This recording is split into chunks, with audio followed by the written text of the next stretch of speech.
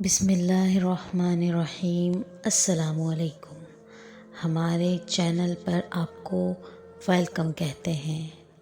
روزانہ ایک نئی سچی کہانی سننے کے لیے اس چینل کو سبسکرائب کر لیجئے، کیونکہ نئی کہانیاں صرف سبسکرائبرز کو ہی ملیں گی۔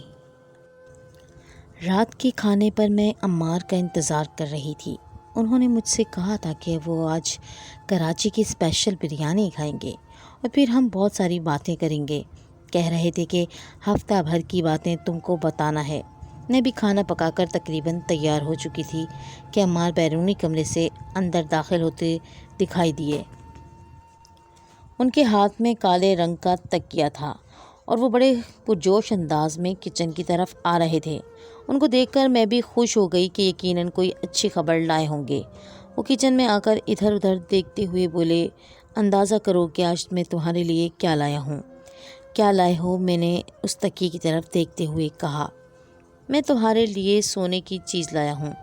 میں سمجھی کہ وہ کوئی ہار یا پھر سونے کی انگوٹھی ہوگی، مگر عمار کا مطلب وہ تکیہ تھا جو انہوں نے ہاتھوں میں اٹھا رکھا تھا۔ میں ہنس پڑی اور بولی، اس کی کیا ضرورت تھی؟ گھر میں تو بہت سارے تکیے ہیں۔ نہیں، تم نہیں سمجھو گی، یہ خاص تکیہ ہے، اس پر سوتے ہی تمہیں اس قدر گہری نیند آئے گی کہ تم ساری پریشانیاں بھول جاؤ گی۔ مجھے کوئی پریشانی نہیں، تمہارے ساتھ رہتے ہوئے، میں نے شوق لہجے میں کہا۔ ہاں ہاں جانتا ہوں، تمہارا میکا اور سسرال میں ہی ہوں، وہ بھی ہنس کر بولا۔ میں نے جلدی سے کھانا لگایا، پھر ہم دونوں باتیں کرنے لگے۔ کھانے کے بعد ہم لوگ چہل قدمی کرنے گھر سے تھوڑی دیر باہر چلے گئے۔ عمار نے مجھے بتایا کہ ہمارا کاروبار بہت تیزی سے ترقی کر رہا ہے اور بہت جلد ہم گھومنے پھرنے کسی اچھی جگہ پر جائیں گے۔ عمار کی بات بہت خوشگوار تھی کہ میں کئی دن سے باہر نہیں گئی تھی اور میرا دم گھٹ رہا تھا۔ عمار نے مجھ سے وعدہ کیا کہ وہ جلد ہی مجھے گھمانے لے جائیں گے۔ رات کافی ہو گئی تھی، باتیں کرتے کرتے ہمیں 11 بج چکے تھے۔ ہم لوگ گھر میں آئے، میں تھک چکی تھی۔ میں عموماً باہر نہ جاتی تھی، لیکن جب بھی جاتی تو واپس آ کر مجھے نیند بہت اچھی آتی۔ میں سونے کے لیے لیٹ گئی، لیکن مجھے سوئے ہوئے 10-15 منٹ ہی ہوئے ہوں گے کہ عمار نے مجھے جھنجھوڑ کر جگا دیا۔ کیا کر رہے ہو؟ کوئی بات ہے کیا؟ میں نے پوچھا۔ اتنی ساری باتیں تو کر کے آئے ہیں۔ میری بات پر وہ مسکرا کر بولا، نہیں نہیں، میں تمہارے لیے جو تحفہ لایا تھا وہ تو دکھانا ہی بھول گیا، اس لیے تمہیں جگایا ہے۔ میں اتنی محبت سے لایا ہوں اور تم یوں ہی دیکھے بنا سو گئیں، عمار نے خفگی سے کہا۔ اچھا دکھائیں کیا لائے ہیں؟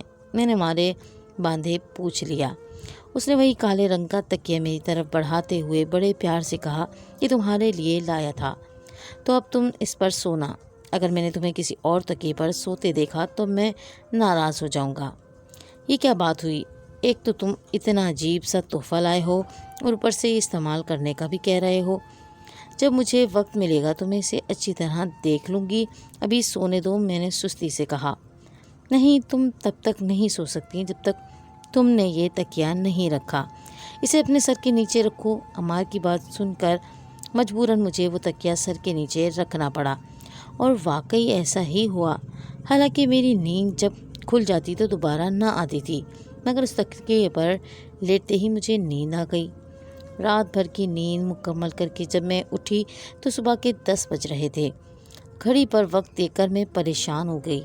میں اتنا لیٹ کبھی نہیں اٹھتی تھی، ہمیشہ فجر کے وقت جاگا کرتی تھی، مگر آج تو مجھے بہت دیر ہو گئی تھی۔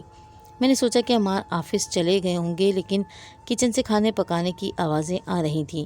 میں بال باندھتی، سلیپر پہنتی باہر آئی تو عمار ناشتہ بنا کر کچن سے نکل رہے تھے۔ ہمیشہ کی طرح ان کے چہرے پر مسکراہٹ تھی۔ بیگم ناشتہ تیار ہے، انہوں نے بڑے ہی خوش آمدی لہجے میں کہا تو میں ہنس پڑی۔ آپ کیوں صبح صبح ناشتہ بنانے لگے؟ حیرت سے میں نے پوچھا تھا۔ اس لیے کہ میں نے سوچا تم لیٹ ہو گئی ہو، تمہارے لیے کچھ کھانے کو ہی بنا دوں، اب سے میں تمہاری خوب خدمتیں کیا کروں گا۔ عمار کا یہ انداز عجیب سا تھا۔ اس سے پہلے وہ کافی لاپرواہ ہوا کرتے تھے، مگر اب انہیں محبت نچھاور کرتا دیکھ کر مجھے یقین نہیں آ رہا تھا۔ ہم نے ٹیبل پر بیٹھ کر ساتھ ناشتہ کیا اور وہ مجھے باتیں بتاتے رہے۔ کہنے لگے کہ اگلے ہفتے تمہیں خوشخبری سناؤں گا، جسے سن کر تم پاگل ہو جاؤ گی۔ ان کی باتیں ایسی ہی ہوتی تھیں مگر ہمیشہ وہ کوئی نہ کوئی خوشخبری سنایا کرتے تھے۔ میں بے صبری سے اگلے ہفتے کا انتظار کرنے لگی۔ یہ سوموار کا دن تھا۔ دن کے 4 بجے تھے جب دروازے پر دستک ہوئی۔ میں نے دروازہ کھولا تو عمار بہت خوش دکھائی دے رہے تھے۔ ان کی خوشی دیکھنے لائق تھی۔ ان کے ہاتھ میں کچھ سامان تھا۔ سوچو تو میں کیا سرپرائز لایا ہوں۔ کیا لائے ہوں گے؟ میں نے حسب توقع پوچھا۔ ہاں بالکل صحیح پہچانا، ہم 15 دن کے لیے مردان اور اسکردو جا رہے ہیں۔ میں ان دنوں کو یادگار بنانا چاہتا ہوں۔ تم اچھے اچھے کپڑے نکال لینا، ہم گھومیں گے پھریں گے اور خوب تصویریں بھی بنائیں گے۔ دیکھو میں کیمرہ بھی لایا ہوں۔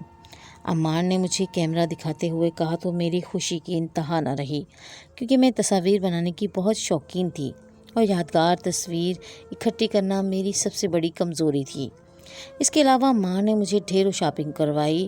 رات کو ہم پکنک کر رہے تھے کہ انہوں نے ایک مخملی سا تکیہ میری طرف بڑھاتے ہوئے کہا، یہ دیکھو میں تمہارے لیے ایک اور تحفہ لایا ہوں۔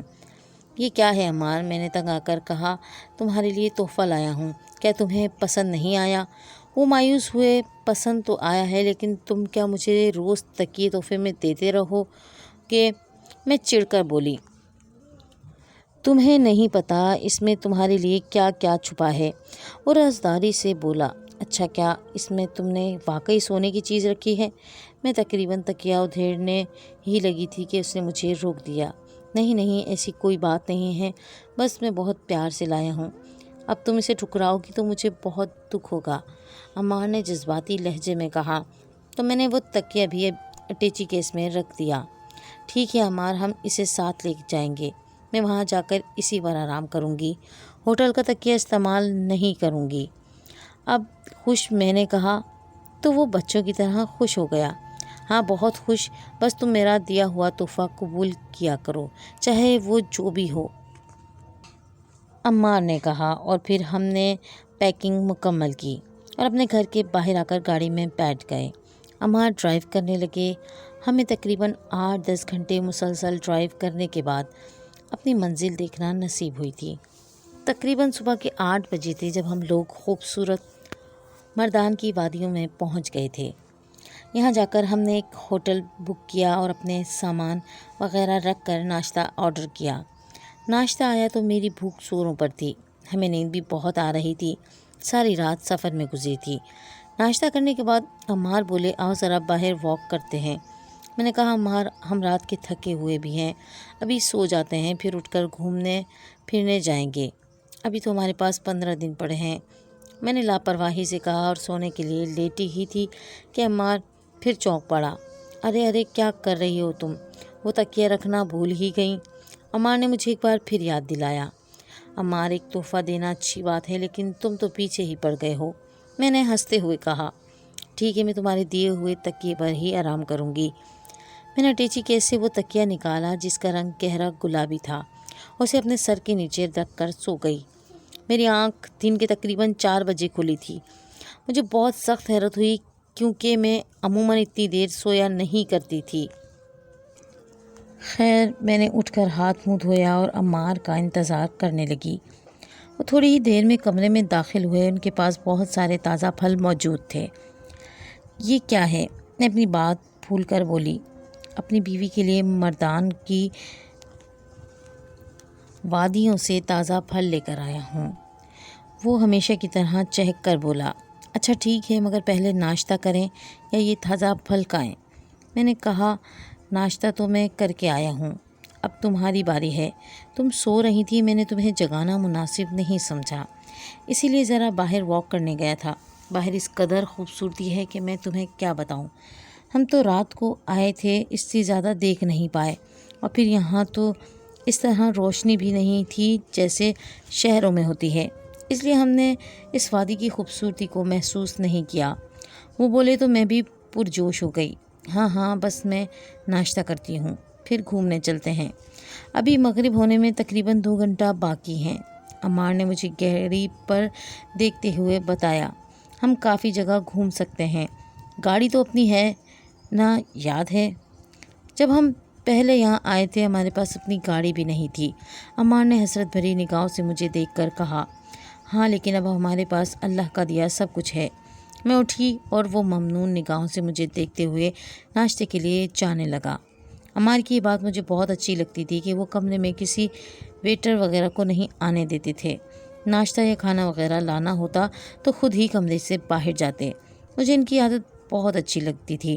تھوڑی دیر بعد وہ ناشتہ لے کر آئے مگر میں نے 2-4 والے ہی کھائے۔ میری طبیعت بوجھل ہو رہی تھی۔ پھر میں اور عمار باہر گھومنے پھرنے چلے گئے۔ تقریباً 2-3 گھنٹے گھوم پھر کر جب ہم واپس کمرے میں آئے تو مجھے بہت عجیب سا لگ رہا تھا۔ حالانکہ ہم اتنی خوبصورت وادی میں گھومنے پھرنے آئے تھے مگر اس کے باوجود بھی میری طبیعت بوجھل سی ہو رہی تھی۔ کسی چیز میں دل نہیں لگ رہا تھا۔ عمار نے اس بات کو میرا وہم قرار دیا کہ تم 1-2 دن میں ٹھیک ہو جاؤ گی۔ ہم پورے 15 دن یہاں ہیں، کون سا کوئی کسی بات کی جلدی ہے۔ اگر تمہیں اس بار اچھا نہ لگا تو میں تمہیں کسی اور ملک لے جاؤں گا، وہاں جا کر ضرور تم زندگی کو یادگار بناؤ گی۔ میرے شوہر کی یہ باتیں کبھی ختم نہیں ہوتی تھیں مگر میری طبیعت واقعی خراب تھی، اس لیے میں نے مزید گھومنے پھرنے اور باہر جانے سے انکار کر دیا۔ عمار بولے میں بڑے ارمانوں سے تمہیں لے کر آیا تھا، اب تو ہمیں 15 دن سے پہلے یہاں سے نہیں جانا چاہیے۔ تم ذہنی طور پر تیار ہی رہو، ہم 15 دن یہیں گزاریں گے۔ آفس سے میں بار بار چھٹی نہیں کر سکتا۔ وہ رات اسی طرح گزر گئی، میں زیادہ تر سوئی رہی۔ مجھے نیند آ رہی تھی۔ اب میں بار بار اپنی طبیعت کی خرابی کے باعث عمار کو باہر کچھ نہ کچھ کھانے کے لیے بھیجتی تو کبھی دوا لانے۔ بالآخر ایک دن میں نے عمار سے صاف کہہ دیا کہ اب ہم یہاں اور نہیں رہ سکتے، مجھے گھر چلنا ہے۔ عمار نے بھی میری بات پر ہاں میں سر ہلا دیا تھا۔ کہنے لگے میں شام تک کچھ بندوبست کرتا ہوں۔ میں اپنے کمرے میں ہی تھی جب عمار نے بتایا کہ وہ باہر کچھ ضروری کام سے جا رہے ہیں۔ میں آرام سے سو گئی، مجھے فکر نہیں تھی کیونکہ عمار اکثر زیادہ دیر کے لیے کہہ کر باہر جاتے تھے مگر سونے کے بعد بھی 2-3 گھنٹے اٹھ کر گزار دیے، عمار کمرے میں نہیں آئے۔ مجھے پریشانی ہونے لگی کہ وہ کہاں گئے ہیں۔ میں نے ہوٹل کے مینیجر سے پوچھا تو وہ کہنے لگا کہ وہ 1 گھنٹہ تک آ جائیں گے، ہمیں بتا کر گئے تھے کہ اگر آپ ان کا پوچھیں تو ہم آپ کو بتا دیں کہ پریشانی کی کوئی بات نہیں۔ یہ سن کر میں اپنے کمرے میں واپس آ گئی اور عمار کا انتظار کرنے لگی۔ مزید چند گھنٹے گزر گئے مگر عمار تو نہ آئے۔ میں بار بار ان کا نمبر ڈائل کرنے لگی مگر ان کا فون بھی بند تھا۔ میں اسی طرح مایوس بیٹھی ہوئی تھی کہ مجھے ہوٹل کے ایک ویٹر نے آ کر بتایا کہ عمار صاحب آپ سے بات کرنا چاہتے ہیں۔ میں اپنے کمرے سے اٹھ کر باہر گئی۔ حیرت کی بات تھی کہ عمار مجھ سے میرے فون پر بات کرنے کی بجائے ہوٹل کے آپریٹر پر مجھ سے بات کر رہا تھا، لیکن انہوں نے جو خبر سنائی میرے لیے بہت حیرت ناک تھی۔ بولے کہ مجھے اچانک کوئی کام پڑ گیا ہے، تم ایسا کرو فلاں گاڑی پر بیٹھو اور خود ہی گھر چلی جاؤ۔ میں اس وقت نہیں آ سکتا، گھر آ کر تمہیں ساری تفصیل سے آگاہ کرتا ہوں۔ بات ہم دونوں کے فائدے کی ہے، اس لیے زیادہ واویلا مت مچانا۔ میں گھر آ کر تمہیں مکمل بات بتا دوں گا۔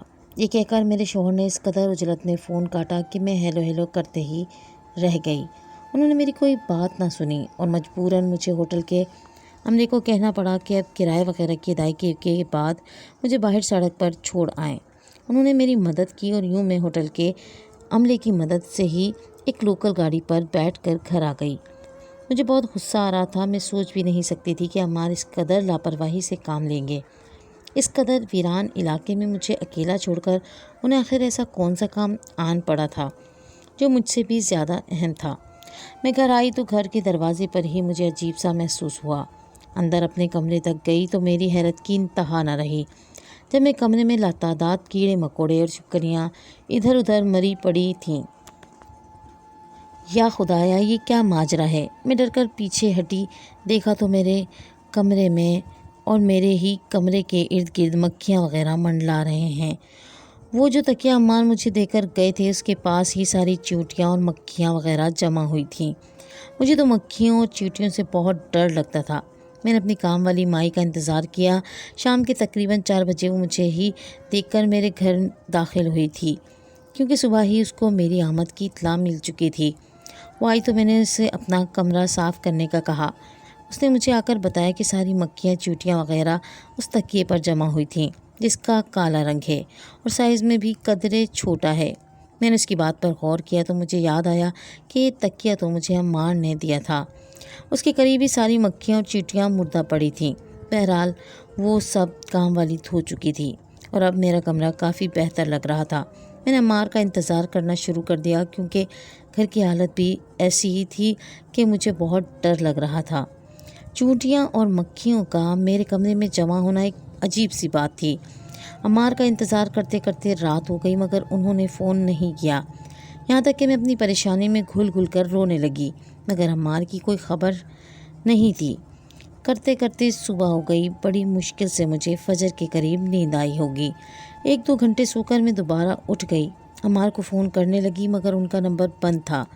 اتنے میں دروازے پر دستک ہوئی۔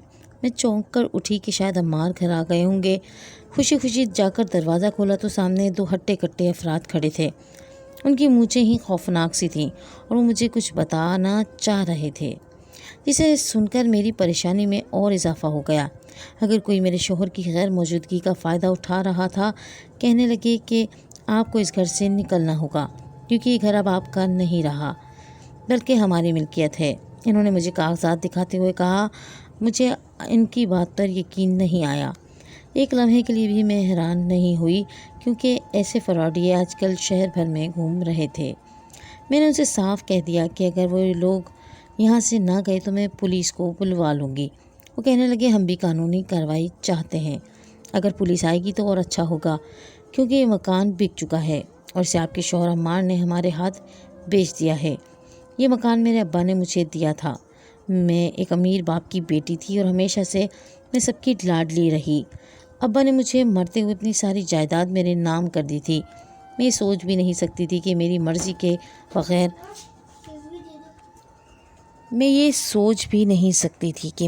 کے بغیر عمار یہ مکان بیچ سکیں۔ ویسے بھی وہ کیسے یہ بیچ سکتے تھے جبکہ میرے انگوٹھے کی ضرورت ہر جگہ پڑتی تھی اور میرے دستخط ہونا بھی ضروری تھے۔ خیر میں نے ان لوگوں کو اس وقت کے لیے مہلت مانگی، کہا کہ آپ مجھ سے 1 دن بعد آ کر پوچھیں، میں سارے معاملات آپ کو بتا دوں گی۔ وہ یہ کہہ کر چلے گئے کہ 1 دن کے بعد وہ گھر پر قبضہ کرنے آئیں گے۔ میری پریشانی کی انتہا نہ تھی۔ ادھر عمار جواب نہیں دے رہے تھے اور یہ لوگ جھوٹ پر جھوٹ بولے جا رہے تھے۔ میں نے سوچا کہ میں عمار کا انتظار کرنے کی بجائے اپنے کسی رشتہ دار سے کہتی ہوں، ایسا نہ ہو کہ عمار کسی مصیبت میں پھنس گئے ہوں اور ان کی وجہ سے مجھے بھی کوئی تنگ کر رہا ہو۔ مگر اس سب کی نوبت ہی نہیں آئی۔ شام کے 7 بجے عمار نے خود مجھے کال کی۔ اسکرین پر ان کا نمبر جگمگاتا دیکھ کر میں بہت خوش ہوئی۔ میں نے فون اٹھایا تو عمار کی سرد آواز میں میرے کانوں سے ٹکرائی۔ مجھے معاف کر دینا، میں جولیا کو بہت پسند کرتا ہوں۔ 1 مہینہ پہلے میں ایک بزنس ٹرپ پر گیا تھا جہاں پر وہ مجھے ملی تھی تو میں دنیا و مافیا کو بھول گیا۔ مجھے تمہاری صورت تک یاد نہیں رہی۔ میں مانتا ہوں کہ میں دل پھینک ہوں لیکن تم مجھے معاف کر دو کہ اس کے علاوہ تمہارے پاس اور کوئی چارہ نہیں ہے۔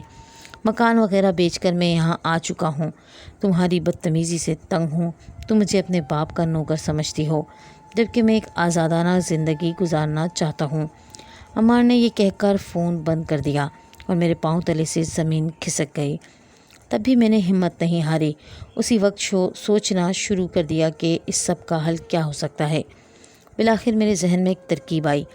میں نے وہ ساری کال جا کر کال سینٹر سے ریکارڈ کے ذریعے نکلوا لی تھی بنا کسی کو بتائے۔ میں نے عمار پر مقدمہ دائر کر دیا۔ وہ تو سب کچھ بیچ کر امریکہ جا چکے تھے۔ ان کی کورٹ میں حاضری نہ ہوئی تو 1-2 مہینے میں کورٹ نے میرے حق میں فیصلہ کر دیا کیونکہ سارے ثبوت میرے پاس تھے، جبکہ تفتیش کے دوران یہ بھی ثابت ہو گیا کہ میرا شوہر میرے تکیے پر اسپرے کر کے مجھے نیند کے زیر اثر لا کر میرے ہی خلاف استعمال کرتا رہا۔ اس دھوکے کے بعد عمار نے مجھے یہ بھی کہہ دیا کہ اس نے سب کچھ جان بوجھ کر کیا تاکہ تم سے جان چھڑوا سکوں۔ جو کال سے ثابت ہونے کے بعد عمار کو امریکن ایمبیسی کے ذریعے واپس پاکستان لایا گیا کیونکہ وہ قانونی طور پر ایک مجرم تھے اور یوں ظاہر کو اپنے کیے کی سزا بھگتنا پڑی۔ تب میں نے عمار سے کہا کہ آپ مجھے طلاق دے دیں، مگر شاید وہ اپنا آخری حربہ بھی آزمانا چاہتے تھے۔ پیار محبت سے مجھے دوبارہ رام کرنے کی کوشش کی، جس پر میں نے کسی بھی بات میں آنے سے انکار کر دیا۔ آپ بتائیں کیا ایسے شوہر پر دوبارہ بھروسہ کرنا عقل مندی ہوگی؟ میرے پاس میری دولت جائیداد سب واپس آ چکا ہے، لیکن اب میں کسی مرد پر بھروسہ نہیں کرنا چاہتی۔